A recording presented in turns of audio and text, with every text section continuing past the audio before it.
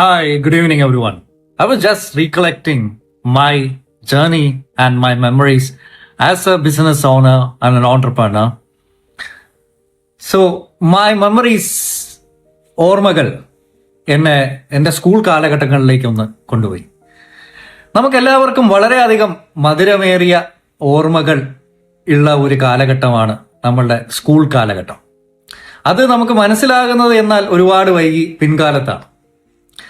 നമ്മളുടെ എല്ലാവരുടെയും സ്കൂൾ കാലഘട്ടങ്ങളിൽ നമ്മളുടെ ക്ലാസ്സുകളിൽ എല്ലാ വിഷയങ്ങളിലും നല്ല 90-99% മാർക്ക് നേടുന്ന ഒരു കൂട്ടുകാരൻ അല്ലെങ്കിൽ ഒരു സഹപാഠി നമുക്ക് ഉണ്ടായിരുന്നിരിക്കാം.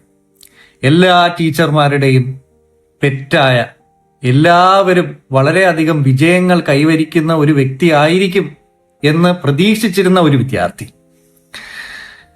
എന്നാൽ പിൻകാലത്ത് ഇവര് എല്ലാവരും പ്രതീക്ഷിച്ചതുപോലെ അല്ലെങ്കിൽ അവർ അർഹിക്കുന്ന ഒരു വിജയം അവർക്ക് കൈവരിക്കാൻ സാധിച്ചോ?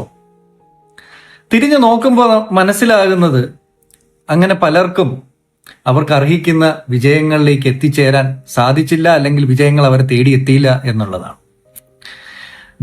അതിനുശേഷമുള്ള ജീവിത യാത്രകളിൽ അവർക്ക് എവിടെയൊക്കെയോ പല പ്രതിസന്ധികൾ തരണം ചെയ്യാൻ അവർക്ക് സാധിച്ചില്ല.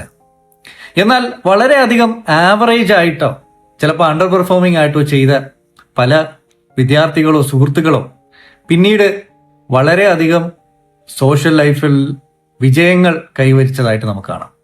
അവരെ വലിയ ബിസിനസ് കച്ചവടക്കാരായി മാറിയതോ, ചിലപ്പോൾ പൊളിറ്റീഷ്യൻസോ, അല്ലെങ്കിൽ പിന്നീട് ചിലപ്പോൾ ഡോക്ടേഴ്സ്, എഞ്ചിനീയേഴ്സ്, അങ്ങനെ അറിയപ്പെടുന്ന വളരെയധികം സക്സസ്ഫുൾ ആയിട്ട് ഉള്ള ജീവിതത്തിലേക്ക് വന്നതായിട്ട് നമുക്ക് കണ്ടറിയാൻ സാധിക്കാറുണ്ട്.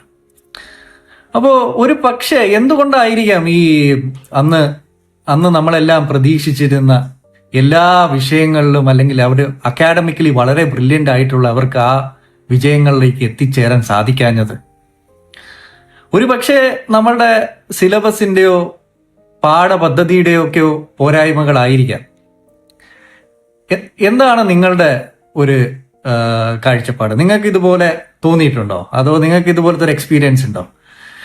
എൻ്റെ കാര്യം നോക്കുമ്പോൾ തന്നെ ഞാൻ വളരെയധികം ആവറേജ് ആയിട്ട് പഠിച്ച ഒരു സ്റ്റുഡൻ്റാണ്. ആവറേജ് എന്ന് പറയാൻ പറ്റൂല, വളരെയധികം എഞ്ചിനീയറിംഗ് കാലഘട്ടത്തിലൊക്കെ വളരെയധികം അണ്ടർ പെർഫോം ചെയ്ത ഒരു വിദ്യാർത്ഥിയായിരുന്നു.